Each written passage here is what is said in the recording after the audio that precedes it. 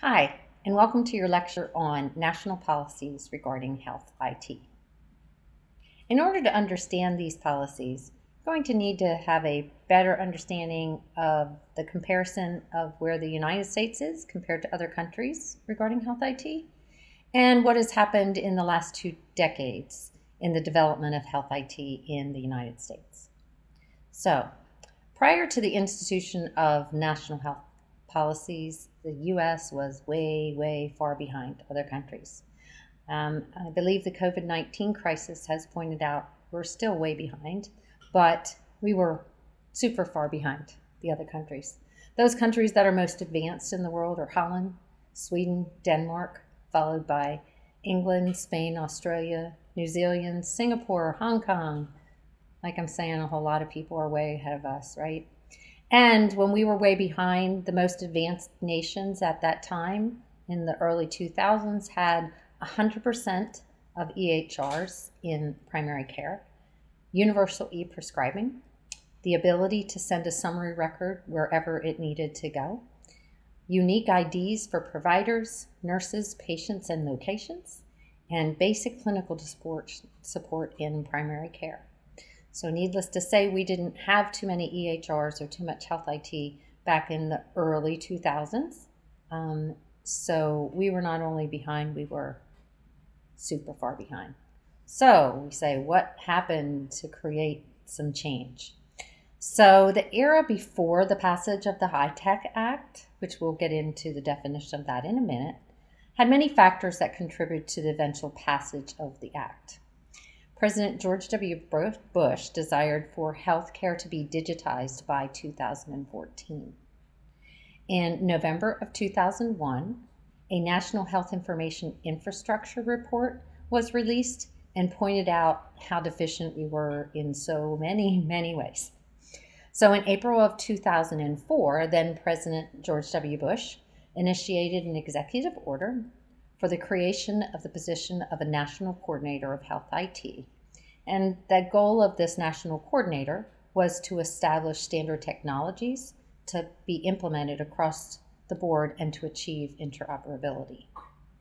David Brailer was the first National Coordinator, and he developed many national strategies for electronic records, information sharing, consumer empowerment, and transportational research, as well as public health, with the goal of widespread deployment of health IT technology in 10 years.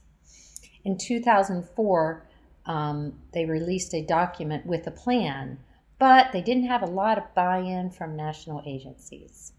And when you don't have a lot of buy-in from national agencies, things don't tend to change. So let's go to the next administration, President Obama. When President Obama took office in 2008, his plan was to lower healthcare costs, cut medical errors, and improve care by computerizing the nation's health records in 5 years, hoping to save billions of dollars in healthcare costs and countless lives. On February 17th, 2009, the American Recovery and Reinvestment Act, known as the ARRA, was passed. And it included provisions making significant improvements in privacy and security for health information. What it also included was $19.2 billion intended to be used for the electronic health records to increase use of electronic health records by physicians and hospitals. This portion of the bill is called the Health Information Technology for Economic and Clinical Health Act. Aren't you glad we don't call it that? We just call it the HITECH Act. This legislation impacted development of EHRs as well as training and research. The dollars allocated based on EHRs to achieve a certain level of use, otherwise known as meaningful use. So we're going to go over what meaningful use means. That's kind of like a double sentence there, but that's okay. So meaningful use, what does it mean related to all of this? Meaningful use is defined as the use of certified electronic health record technology in a meaningful manner, for example, electronic prescribing, to ensure that the certified EHR technology connects in a manner that provides the electronic exchange of health information to improve the quality of care. It's kind of a broad definition, isn't it? Well, if we put it to this way, it also refers to the regulations established by the Recovery Act, and agencies have to provide evidence that they have achieved these different levels of standards at different milestones, which we'll go over, by the allocated time. If the agencies adopted the EHRs, did it, whether it be physicians' offices or hospitals, if they did it, complied with it at the certain stages, they got incentive money. They didn't get incentive money, and eventually they would get penalized, because all of these interfaces also connect with the Center for Medicare Services and all the reimbursement that goes along with it. So if we can't connect and give that information to them, places don't get paid. Meaningful use and the stages, the goal of it was to, one, improve quality, safety, efficiency, and reduce health disparities. Makes a lot of sense if you've got an EHR that you've got all the information. To engage patients and families in their health care, so e-portals that we think about. To improve care coordination, which again, if we think about how EHRs, you can communicate with many other services. To improve population and public health through tracking of people's health statuses and chronic disease management. And to assure adequate privacy and security protection for health information. So that's the cybersecurity things that go along with HIPAA related to this act. So the main components of meaningful use are that providers and hospitals must use what we call certified EHR in a meaningful way, just as we talked about. Use a certified EHR technology for electronic exchange of information to improve quality of care.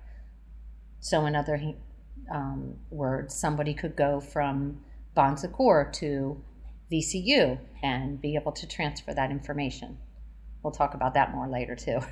The use of certified EHRs must submit clinical measures to the, which we call clinical quality measures, which obviously you know as a leader, we need to know what those measures are. And those measures have to be reportable to the Center for Medicare.